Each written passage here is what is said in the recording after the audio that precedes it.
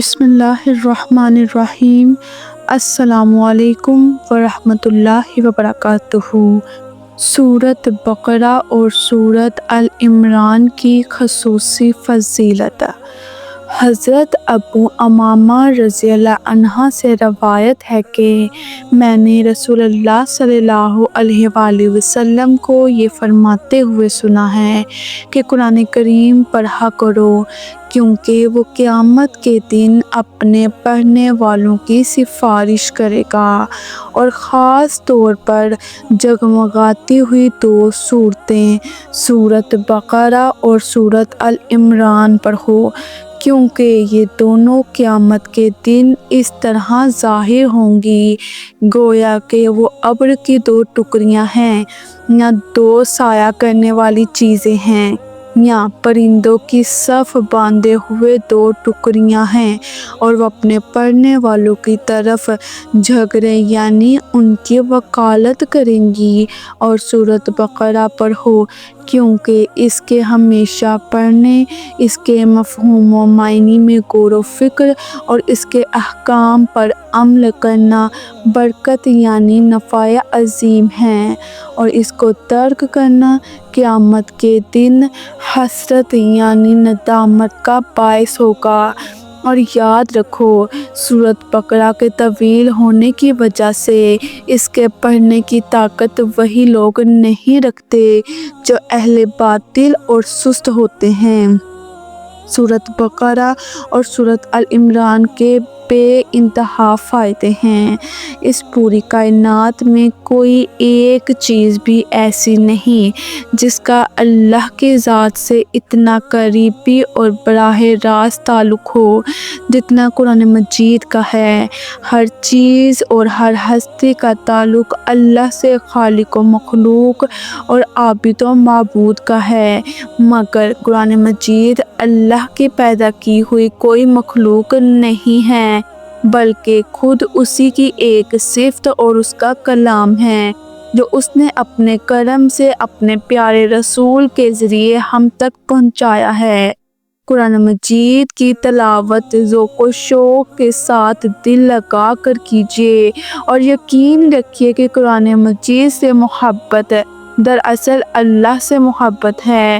رسول اللہ صلی اللہ علیہ وآلہ وسلم کا ارشاد ہے کہ میری امت کے لیے سب سے بہتر عبادت قرآن کی تلاوت ہے۔ اس حدیث میں رسول اللہ صلی اللہ علیہ وآلہ وسلم نے قرآن پڑھنے کی ترغیب دیتے ہوئے فرمایا ہے کہ قرآن اپنے اصحاب کے لیے بارگاہ خداوندی میں شفاعت کرے گا۔ اصحاب قرآن وہ سب لوگ ہیں جو قرآن پاک پر ایمان رکھتے ہوئے اور اس سے تعلق اور محبت کو اللہ کی رضا اور رحمت کا وسیلہ یقین کرتے ہوئے اس سے خاص نسبت اور لگاؤ رکھیں، جس کی شکلیں مختلف ہو سکتی ہیں۔ مثلاً کثرت سے اس کی تلاوت کریں، اس میں تدبر و تفکر اور اس کے احکام پر عمل کرنے کا اہتمام رکھیں، یا اس کی تعلیم و ہدایت کو عام کرنے اور پھیلانے کی جدوجہد کریں۔ ان سب کے لیے رسول اللہ صلی اللہ علیہ وآلہ وسلم کی بشارت ہے کہ قرآن ان کے حق میں شفیع ہوگا۔ ہاں، اخلاص یعنی اللہ کی رضا اور ثواب کی نیت اس میں شرط ہے۔ اس حدیث پاک میں قرآن کی تلاوت کی عمومی ترغیب کے بعد رسول اللہ صلی اللہ علیہ وآلہ وسلم نے سورۃ بقرہ اور سورۃ آل عمران کی تلاوت اور قرأت کی خصوصیت کے ساتھ بھی ترغیب دی ہے، اور ان دونوں صورتوں کو جگمگاتی ہوئی صورتیں فرمایا ہے، جس کا مفہوم یہ ہے کہ دونوں صورتیں نور اور ہدایت اور ثواب کی زیادتی کی وجہ سے روشن ہوں گی۔ گویا اللہ رب العزت کے نزدیک ان دونوں صورتوں میں اور بقیہ صورتوں میں چاند اور ستاروں کی نسبت ہے کہ یہ صورتیں تو چاند کی طرح ہیں، بنسبت تمام صورتوں کے وہ تمام ستاروں کی طرح ہیں۔ ساتھ ہی یہ بھی فرمایا گیا کہ قیامت میں اور حشر میں جب ہر شخص سایہ کا بہت ہی محتاج اور ضرورت مند ہوگا یہ دونوں صورتیں بادل اور سایہ دار چیز کی طرح یا پرندوں کے پر کی طرح اپنے اصحاب پر سایہ کیے رہیں گی اور ان کی طرف سے وکالت اور جواب دہی کریں گی۔ یہ دونوں صورتیں اپنے مضامین کے لحاظ سے بہت جامع صورتیں ہیں۔ پھر سورۃ بقرہ چونکہ قرآن مجید کی سب سے زیادہ لمبی صورت ہے، اس لیے اس کا یاد کرنا بغیر سچی لگن اور دلی شوق کے مشکل ہے۔ اور آخر میں سورۃ بقرہ کے متعلق مزید فرمایا گیا کہ اس کے سیکھنے اور پڑھنے میں بڑی ہی برکت ہے اور اس سے محرومی بڑا خسارہ ہے اور اہل باطل اس کی طاقت نہیں رکھتے۔ سورۃ بقرہ کی تلاوت کا معمول رکھنے والے پر کبھی کسی جادوگر کا جادو نہیں چلے گا۔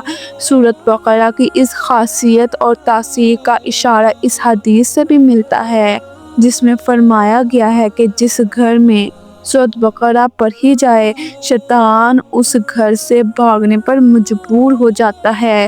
سبحان اللہ۔ اب ہم سب کو بھی سورۃ بقرہ اور سورۃ العمران کو اپنی روٹین میں شامل کرنا چاہیے کہ اللہ تعالیٰ نے اس کی کتنی زیادہ فضیلت بتائی ہے۔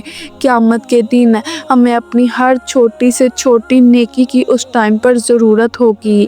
ہمیں جتنا وقت ملتا ہے ہمیں چاہیے کہ ہم اپنی نیکیاں اکٹھی کریں تاکہ کل کو اگر ہمیں سائے کی ضرورت پڑے تو یہ صورتیں ہماری شفاعت کریں، ہمارے معاملے میں جھگڑیں، ہمارے حق میں بولیں اور ہمارے لیے جنت کے دروازے کھول دیے جائیں، ہماری مشکلات آسان کر دی جائیں۔ اللہ تعالی ہم سب کو دین کے راہ پر چلنے کی توفیق عطا فرمائے۔ آمین۔